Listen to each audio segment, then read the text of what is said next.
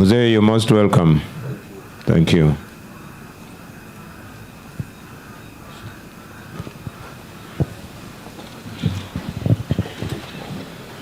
Right Honorable Richard Todwong. We are also joined by the Minister of State for Northern Uganda, Honorable Dr. Kenneth Omona. Because you are only left with a gago that you will be in there tomorrow as you head towards Karamoja. District Woman Member of Parliament. We have Honorable Patrick Isiagi from different media platforms, radios, blogs, online platforms as well. They are eager. We have the constituency MP, members of Parliament, where every adult participates. But then we also have the affirmative action MPs, the women, per district. We have the disabled. We have the workers, the youth, the soldiers, the elderly now. I would like to know which country would be more democratic than that. So then we have a very strong local government, elected people from the village, the parish, the sub-county, the district. The only issue that I see is for the leaders to know what to do. Okay. Because sometimes they don't know what to do, then they try to be populist, to give money to the population, then they get into debts. That's why there is a problem. But because all the sections are represented, if they could use that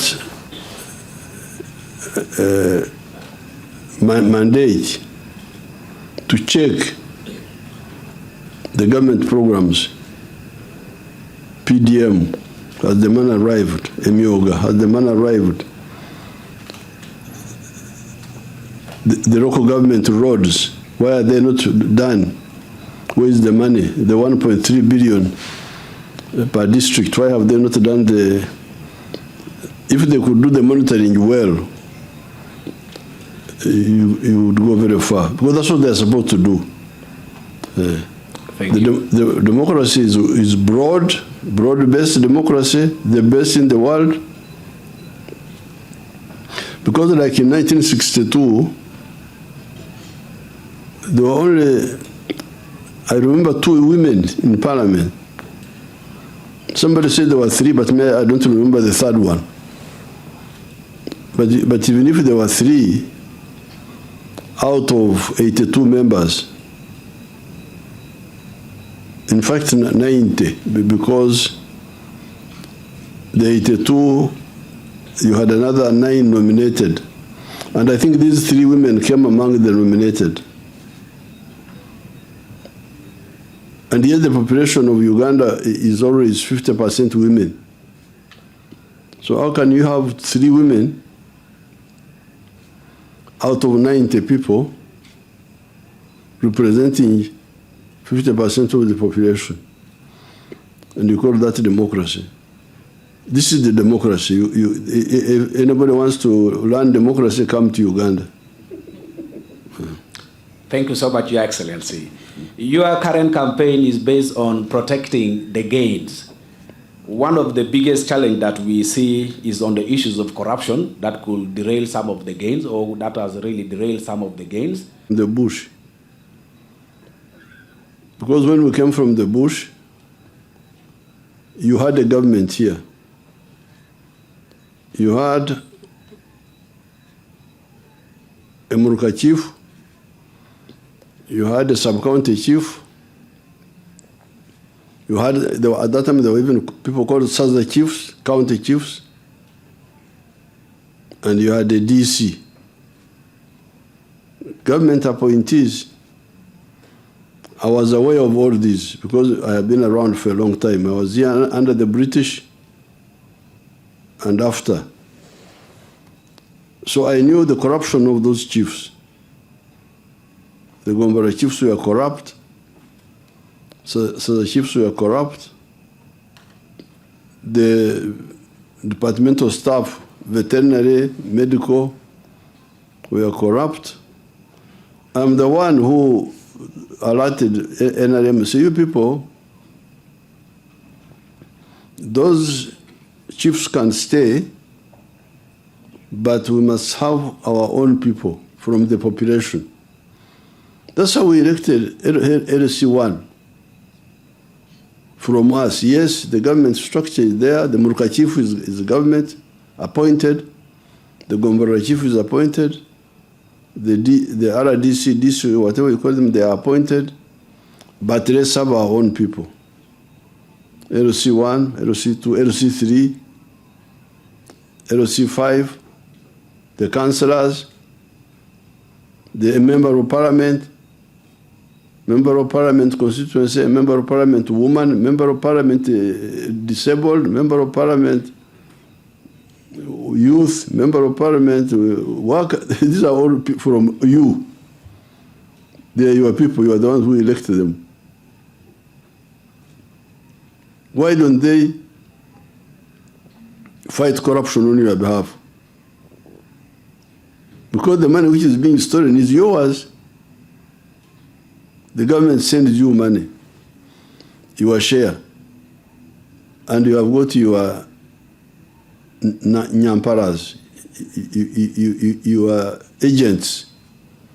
They don't defend this money. So you can see that the problem is for people to know their role. They don't know their role because and you also don't know because if you knew, you would demand from them, you man or woman, we elected you to check why are you not checking it? But all of you are waiting for the president to be the one to fight corruption now, which is in Paicho, in Patiko, imagine, from Kampala to Patiko. Yes, I can fight it. Yes, I come once in a while. I'm also supposed to have people there. You know, there's somebody called Diso. Have you heard of somebody called Diso? Yes. That one is also there. Diso. Then there's Giso. I hear there's even Piso or PC or whatever they call him. Yes, at the parish level. Now, all those people, those are mine now. But the problem with mine, the ones I send, are Lutichi. They are employees. They are not like yours, who are who are from the owners, because you are the owners of the district, of the sub-county, and the money which is coming is yours. So if it is being stolen, yes, I can come in and fight to defend it, but the one who should defend it first should be you and your agents. Who are your agents? LC3. You are the ones who elected him. The councillor, you are the one who elected them. LC5, you are the one who elected them. Why don't they defend? I can also ask you, because you are always asking me questions, and now I ask you. Why don't your agents defend your interests? And why don't you, Kubanja, the Bantu word for Kubanja, P2. When somebody has got you a debt, to demand the debt from him. P2 Banyali. Why don't you P2 Banya? Them, you man, we elected you to fight, to check the money for PDM. You are not checking it. We are going to remove you. Because that was after my hope. That's why I brought the LC system for the people to have capacity to check their interests. But somehow they don't do that work. Then you also don't kubanja from them. What is the problem? Maybe you can tell me what is the problem. I'm not quite sure. Could be lack of civic knowledge among the population. Yes, then let's deal with that, because like this money is sent publicly. It's non-public. 100 million has come to the parish for PDM. Why wouldn't all these adults in the parish want to know who got the money? Or PO, or court, so that yes, we confirm that they got, because we know them. They are from our village. We know them. So the trap for fighting corruption is already there. Like I was campaigning in Maracha, and instead of campaigning, it turned into an investigation about the PDM money. Because the public know that 100 million, that each one is supposed to get 1 million. But some had got less. And they complained when I was there. So, yes, I have created agencies, anti-corruption unit of State House, IGG. Those will work. If you get personnel who are committed, they will help. But the real structural anti-corruption mechanism is the LOC system. And the public, the public. The public, Kubanja, from your LOCs. And your LOCs to follow up. The corruption will go. Thank you. Thank you so much for that elaborate explanation. My next question to you is, we have the population of this country. In the 1960s, how I came to gain fame in our area there, I was not elected, but I was a student leader. And my biggest, I started by fighting corruption of the veterinary staff, of the medical, of the teachers who were impregnating schoolgirls. That's how I started my fight, and I became very famous in the 1960s. You fight corruption, people will love you because you are defending their share of the national cake. So therefore, you people become corruption fighters and work with the LOCs. The corruption will go. They will fear. I will continue with my own side. The anti-corruption unit is there. The IGG have appointed new people now. But the trap is really there already. Because you know your share, the parish people, you know, we know how to prioritize something which will get you. For instance, when we were fighting, I've told you on the rally there, when I met Muammar Gaddafi, 1981, I was in my 30s. I was like 35 at that time. And then Gaddafi said, how can, we were already in the bush in Ruero, and Gaddafi said, what support can I give you? Do you want money? I said, no, sir, I don't want money. How about uniform? I said, I don't want uniform. How about medicine? I don't want medicine. I just want a gun and bullets. If I have those, the rest I will get myself. And that's all. Gaddafi was surprised.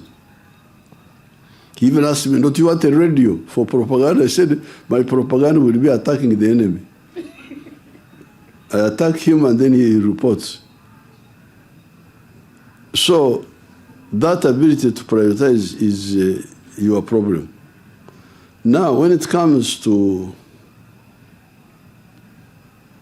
the countryside and the city, I think my area where I come from is the best example. In 1967, when I was mobilizing those villagers, there was a trading center called Rushere, where there were 3 shops, a deck, a chair, a rio, a deck. If you go there now, it's a huge town. But where did it come from? It came from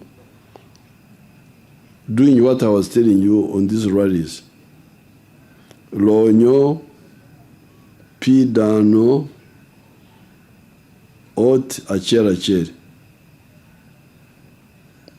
Homestead incomes. We were able to change those. They are coming here, you call them Bararo. They have been disturbing you, have chased them.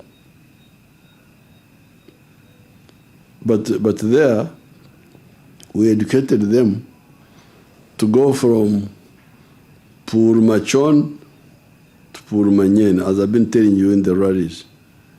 And the Purmanyen was Ichak, milk. And it's caught up. So I will be getting pictures of what I showed on the rally was individual homes, but you can also get an aerial view. See how the whole area is much better arranged with rural farms, dairy farms. Now, because of the rural economy, commercial economy of dairy, you now have the big town growing up. Why? Because the shops can now sell clothes to this rich Bararo. Then there are those who are selling agricultural inputs, chemicals for cows, for this, for that.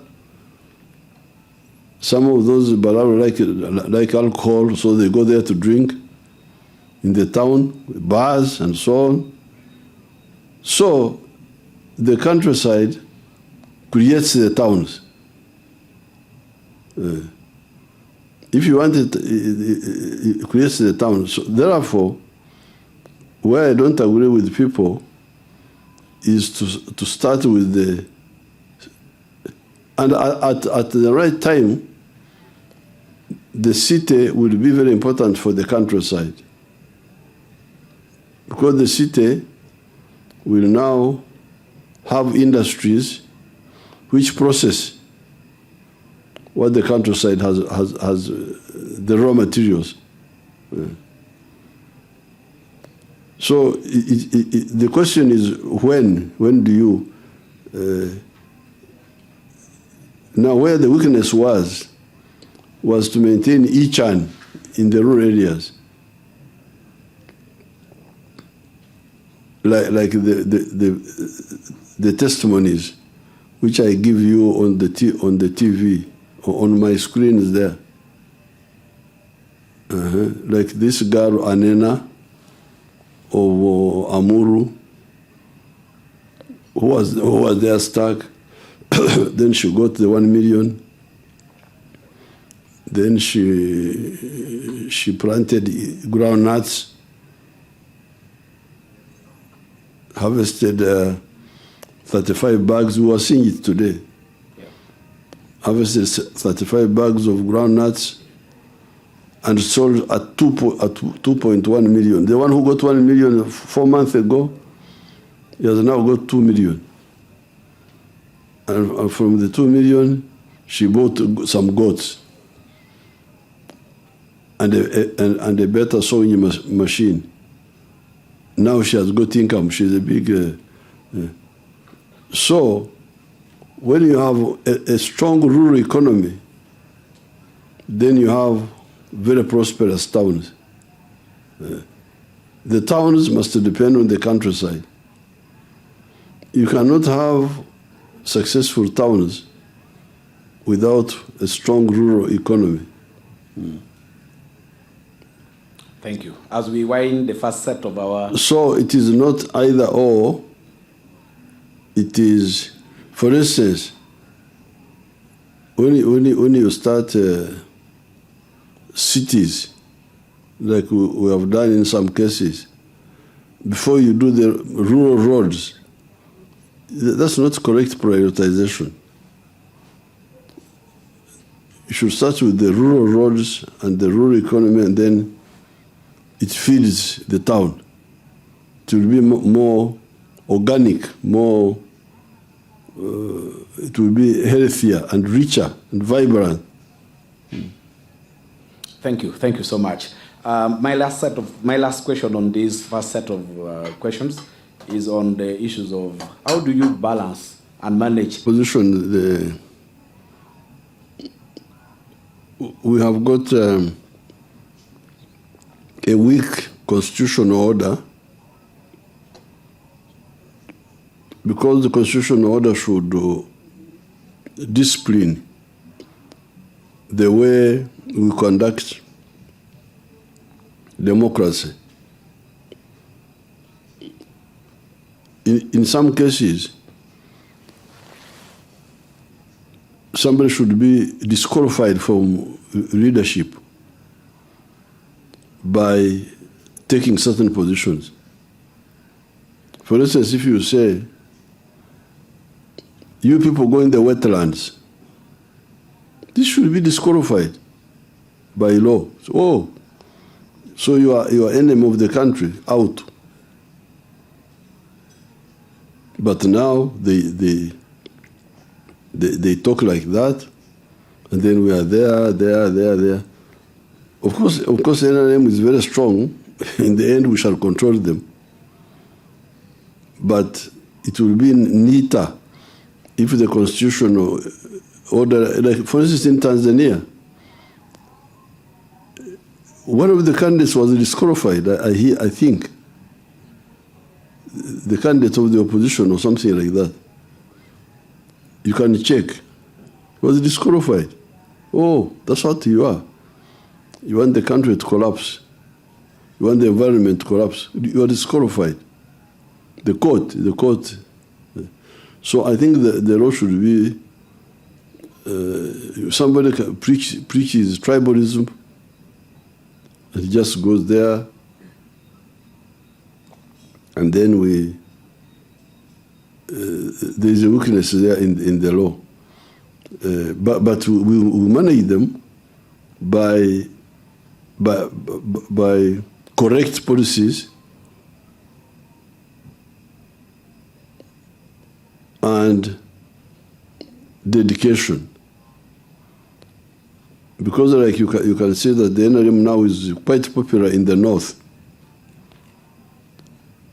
But how the reactionary groups, what I would call them reactionary groups, how they were misleading our people in the north. Me, I didn't mind, because I knew we would defeat them. Because from 1960, I have been participating myself. And we have never let down anybody in Uganda. Never. We always support the legitimate interests of the people. In 1960, I was in DP, and we didn't support the idea of Federo. You've been hearing this Kampala people talking of Mengo people. Federo, Federo, Federo. Yes, sir. Which meant tribalism. That we should have tribalism. Acholi, Baganda, Banyankore. And DP took a position that no, we should have a more united Uganda. The Mengo people were against Chiwanuka, our leader, that he had not done what they wanted. Now UPC encouraged Mengo to go on. Say, well, we shall give you what you want, whatever you need. Then after 2 years, they found what was too much. It was not possible. So they had a fight now between Mengo and Obote. And we blamed UPC. But why did you mislead this Mengo? And then you use excessive force. Because also the force they used was excessive and very indisciplined. Now, when Idi Amin took power in 1971, I was the first person in Uganda to oppose Idi Amin. He took power on the 25th. On the 26th, I looked for the money from the bank, and I left on the 27th to fight Idi Amin. Amin never ruled me. And when Amin was killing Yachoris, Langis, we were fighting him. Now, when we defeated Amin, then our UPCs here wanted to revenge the Western Iras. We opposed them. Why do you revenge on the Western Iras? Amin was just an individual. The mistakes he was making them himself, not on behalf of his mother or his son or his children. He was doing them alone. So we didn't agree with the revenge against the Western Iras. We opposed it.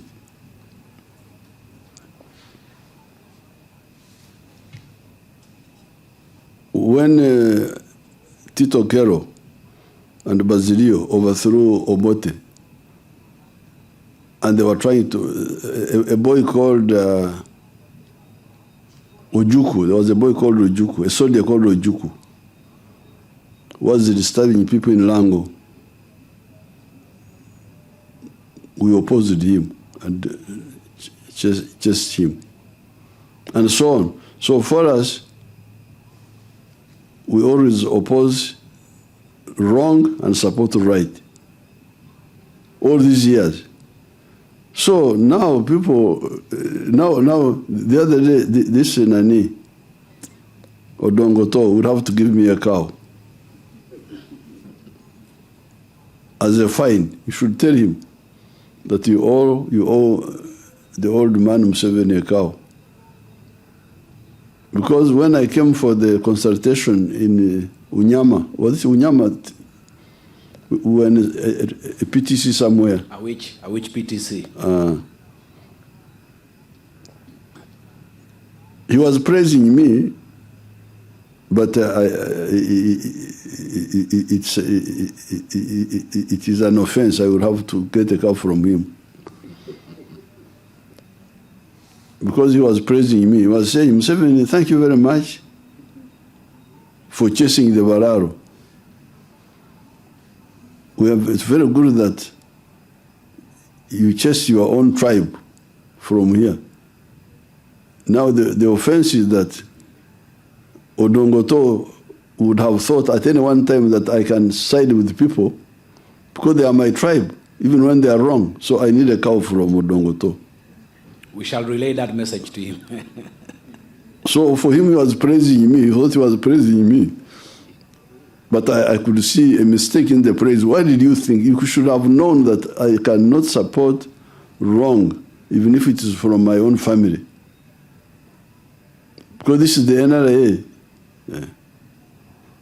In 1971, when we were opposing Idi Amin, I've told you I had been in DP in 1960.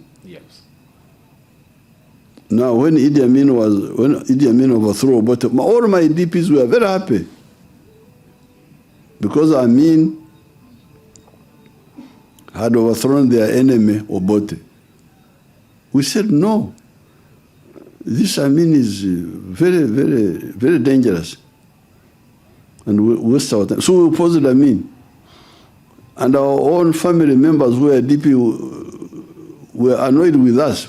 Why are these boys following your Obote? We are not following your Obote. We are following principle. So, but now you can see, because of that constant stand on supporting right, opposing wrong, people now have come to understand. And that's why there's a big support, as you can see, in all parts of the country, including the North, which was being misinformed by mistake makers, people who make mistakes. They're the ones come. The Bantus want to kill Nilotics. Really? My speech on the introduction or on the national conference, I pointed out that Uganda has gone through 5 phases, our economy. There's what I call the minimum economic recovery, to stop magendo, stop magendo smuggling, stop black market of forex, stop shortages.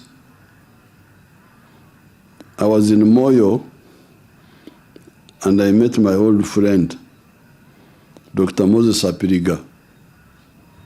In 1979-80, he was Minister of State for Shortages.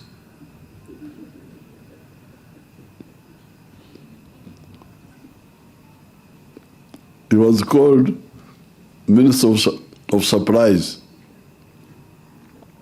because there was shortage of sugar, shortage of soap, shortage. So Apiriga, the one was distributing the fuel, Minister of Supplies. But he was really a Minister of Shortages. So first phase was to end the shortages, which we did quickly. But those what had caused the shortages was that Idi Amin had destroyed the small colonial economy of the 3 C's and 3 T's. 3 C's being copper, cotton and coffee, and 3 T's being tobacco, tourism, and tea. This is the small economy which the British left. Small money economy. We are calling it enclave economy. Enclave means island. Because in 1969, or 1969, or it was covering only 9%. That small economy of money economy of the 3 C's, 3 T's was accommodating only 9% of the homesteads. But when Idi Amin came, he destroyed it. So when we came, we had to bring it back. And that's what we call minimum economic recovery. Then expanded it. If you look at coffee now, coffee was about 3 million bags. I think we are now approaching 12 million bags of coffee. Even tea, it was 23 million kilograms. I think it's now like 60 million kilograms. And so on. So, minimum recovery, expansion, and then number 3, diversification. Bring new products. Number 4, value addition. Phase 5, knowledge economy. the Kira motors which you have seen, the Kayora buses, the what. So that's where we are moving now. Because you can imagine if we add value to all our raw materials and we intensify the knowledge economy, but also we must have Kwanono. There must be the two movements. On the economy, Duchu involving in money economy. Duchu. I don't want Rutuku and Rutuko, the players, Rutuko and the Runeno, spectators. That's for football. But for wealth creation, everybody must be a Rutuko. Everybody must engage in money economy. But also on this side, they must have free education. Universal, everybody must be educated. We cannot go on with conserving ignorance. Because that's what we are doing now. We are conserving national parks, but also conserving ignorance. A child has reached P6, dropped out of school. Why? Oh, my parents died. If your parents died, did Uganda die?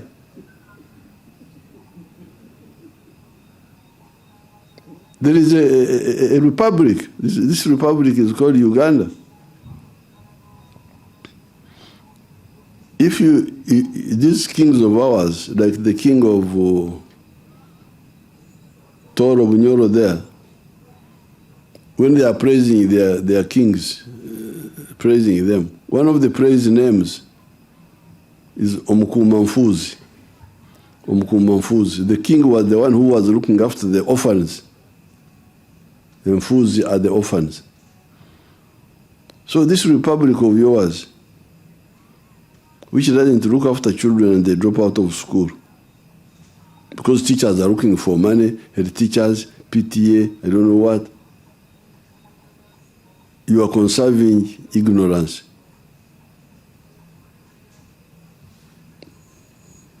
It is also ungodly. God will not like it. I'm very worried about those who do it. God will not look at them very well.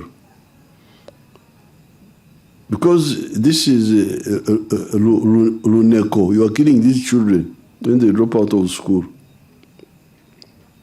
You have seen my skilling hubs, how they have transformed those children who had been thrown away into very useful people. You have seen them on the rallies. Yeah, I actually saw you buy a pair of shoes at 500,000.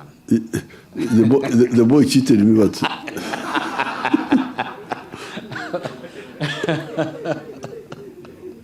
how much do shoes cost here? An average of 35,000 to 150,000, depending also on the type and the material used. So the boy just cheated me. So, with the two movements, everybody participating in the money economy and education for all, we are going to become a modern country. A modern country. And it will change because even this population increasing so much, because families are having too many children. This is because of village life. Once people become educated and they will not have too many children, 4 children, 3 children. So even the population will no longer grow so much. So it should change and become a modern society. That's what we are aiming at. That's why we are talking of a qualitative leap. Qualitative leap. To become a modern country like this. But with African conditions, I don't want to be like Europeans. Because modernity in Europe has made them get lost. I think here we need to become modern but remain African. Okay, how many other questions remaining? I have about 8. Hey. I'll go on briefly. One, I think it would be unfair to the youth if I don't ask you your plan for creating jobs for them, because there are so many who are educated. Fortunately, I heard you in your rallies talk of giving some funds to the graduate who would have failed to get jobs after 2 years from their graduation. What are the other plans for those who have not gone to university or who are not graduates? But in my rallies, I've told you the economy. You have Kuch, then we use Kuch to have Donglobo, meaning infrastructure, electricity, the roads, the railway. Then also the social infrastructure, the schools, the health. And you have Lonyo, but you must have Lonyo. And it is the Lonyo that creates jobs. You study all the economies in the world. Where does employment come from? It is from factories owned by companies, hotels, transport companies. So, what we are telling you is the right way. Lonyo will create, teach. It is already doing it. It is already doing it. The only problem is that people they confuse, they think that working for the government is the only job. But the government has got very few jobs. You read the whole world. What percentage of the people are working for the government? And what percentage are in manufacturing? What percentage are in services? So jobs will come from Lonyo. Yes, the government can employ some, but very few. All the government employees are 480,000. But the people working in the factories now are already 1.3 million. And the ones in agriculture, there are many more. So that's why you hear my graduates of the hubs telling you about becoming job creators rather than being job seekers. They were saying so in their testimony. Thank you. Let's move quickly to the issues of health. What are the plans to strengthen Uganda's healthcare system, especially in the face of the current rapid growth in population? Of? The current rapid growth of the population, vis-a-vis strengthening the healthcare system in the country? Well, the population is growing fast because of the successful health program.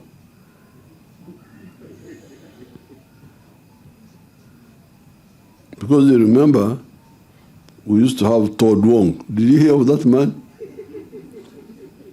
Todd Wong. Meaning that people are dying a lot. Now, I don't know, I think Todd Wong will be the last with that name of Todd Wong. Because now under NRM there's no more Todd Wongs. The children are they are growing. Life expectancy now has gone to 68. It used to be 43. And yet, we have just really done one thing correct, just one, immunization. Only that. The other public health measures are not yet done. Nutrition. I don't know why these doctors don't concentrate on nutrition. Educating our people which food to eat.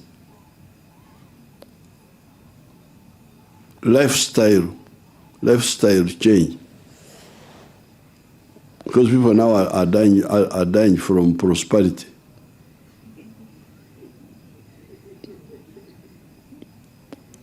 Blood pressure.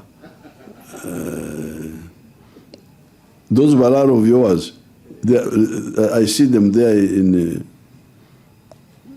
Chiruhura. They are dying from prosperity. If you go to a wedding, you find many cars there. Because they have cars. They are fat. They become fat. So,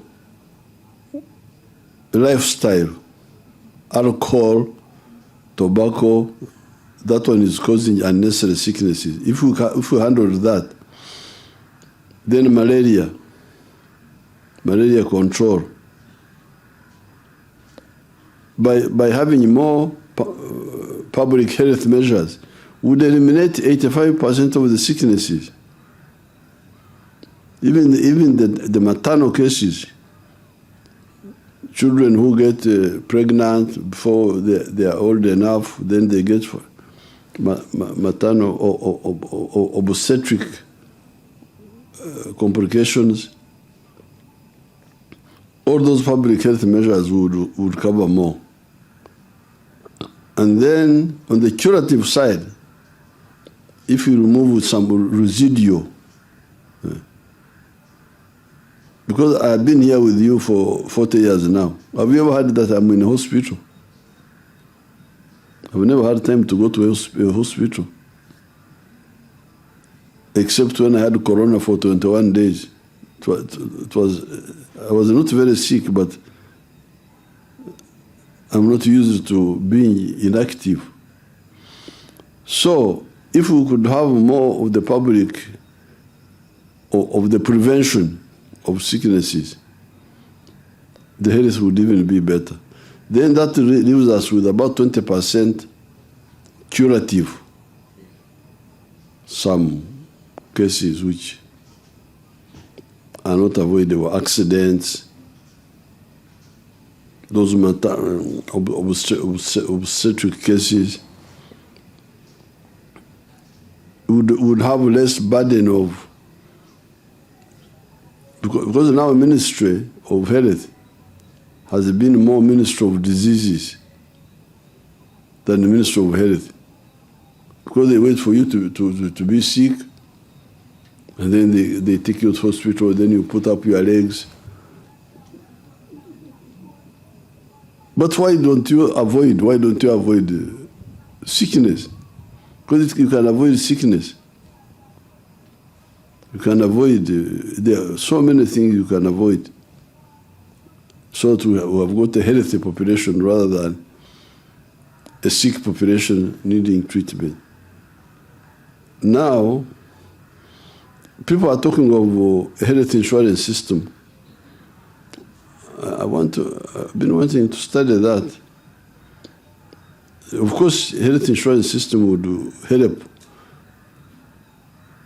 people to go to private clinics, to what. But I want to start with my villagers. How will they participate in that system? That's why I'm still saying for now, let's continue with the free medical care by the government. And then when people have income, then we can assess. So the main emphasis should be prevention by immunization, which has worked, hygiene, because you remember we used to have a problem of hepatitis A. and hepatitis A was being spread by what they call orofecal. Not so hormonal. You hear the words. Oro, the mouth. The mouth, you know English. Oro means mouth. Orofecal. Fecal is feces. That feces go to your mouth. Can you imagine? Orofecal. I don't know why they don't explain all this to you. Oh, hepatitis A is spread by orofecal. How did the feces go to somebody's mouth? Because of the bad way